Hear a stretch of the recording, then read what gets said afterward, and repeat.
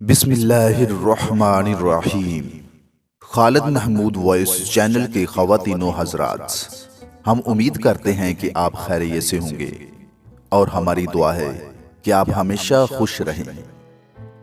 رسول پاک نے فرمایا، زمانہ جلدی جلدی گزرے گا اور دین کا علم دنیا میں کم ہو جائے گا، دلوں میں بخیلی سما جائے گی اور لڑائی بڑھ جائے گی۔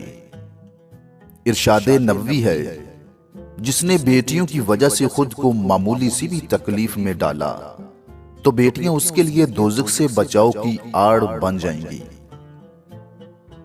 حضرت خدیجہ پہلی خاتون تھیں جنہوں نے نکاح کا پیغام نبی پاک صلی اللہ علیہ وسلم کو بھیجا۔ یوں اللہ نے ان کے ذریعے لڑکی کو خود اپنا خاوند پسند کرنے کی آزادی دی۔ ارشاد نبوی ہے، جو مسلمان کسی بھی تکلیف میں مبتلا ہوتا ہے تو اللہ تعالیٰ اس کی وجہ سے اس کے گناہ اس طرح جھاڑ دیتا ہے جیسے درخت کے پتے جھڑ جاتے ہیں۔ اللہ تعالیٰ کن 10 لوگوں کو ناپسند کرتا ہے؟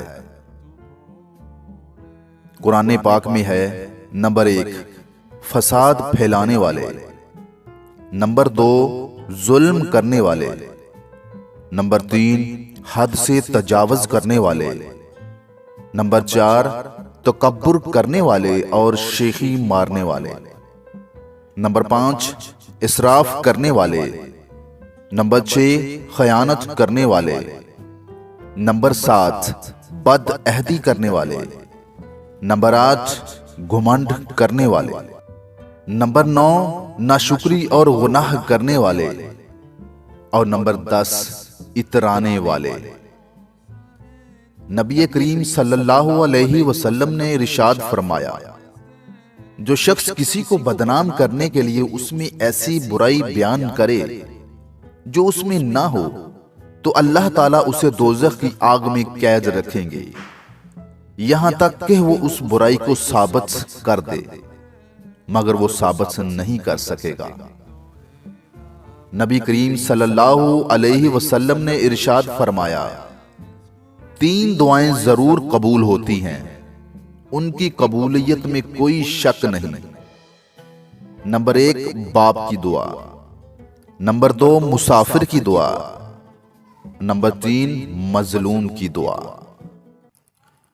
رسول پاک صلی اللہ علیہ وآلہ وسلم نے ارشاد فرمایا، اپنی تعریف پسند کرنا آدمی کو اندھا بہرا کر دیتا ہے۔ آپ صلی اللہ علیہ وآلہ وسلم نے فرمایا، قیامت کے دن بندے سے جس عمل کا سب سے پہلے حساب لیا جائے گا وہ اس کی نماز ہے۔ ایک عورت نے نبی پاک سے شکایت کی، میرے شوہر بخیل ہیں، خرچ پورا نہیں دیتے، کیا میں ان کی اجازت کے بغیر ان سے مال میں سے لے لوں؟ نبی پاک صلی اللہ علیہ وآلہ وسلم نے فرمایا کہ تم دستور کے موافق اتنا لے سکتی ہو جو تمہارے اور تمہارے بچوں کے لیے کافی ہو سکے۔ کسی آدمی نے پوچھا، ایمان کیا ہے؟ رسول پاک صلی اللہ علیہ وآلہ وسلم نے فرمایا، جب تیری نیکی تجھے خوش کر دے اور تیری برائی تجھے غمگین کر دے تو تو مومن ہے۔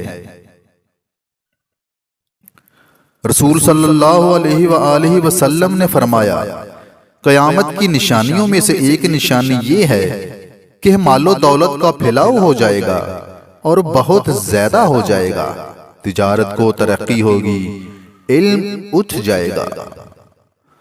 رسول پاک صلی اللہ علیہ وآلہ وسلم نے فرمایا، سب سے پہلے جو چیز انسان کے ترازوئے اعمال میں رکھی جائے گی وہ انسان کا وہ خرچ ہوگا جو اس نے اپنے گھر والوں پر کیا ہوگا۔ رسول پاک صلی اللہ علیہ وآلہ وسلم نے فرمایا، اس گھر میں برکت اور خوشیاں کبھی نہیں آ سکتی جس گھر کی عورتوں کی بلند آواز گھر سے باہر جاتی ہو۔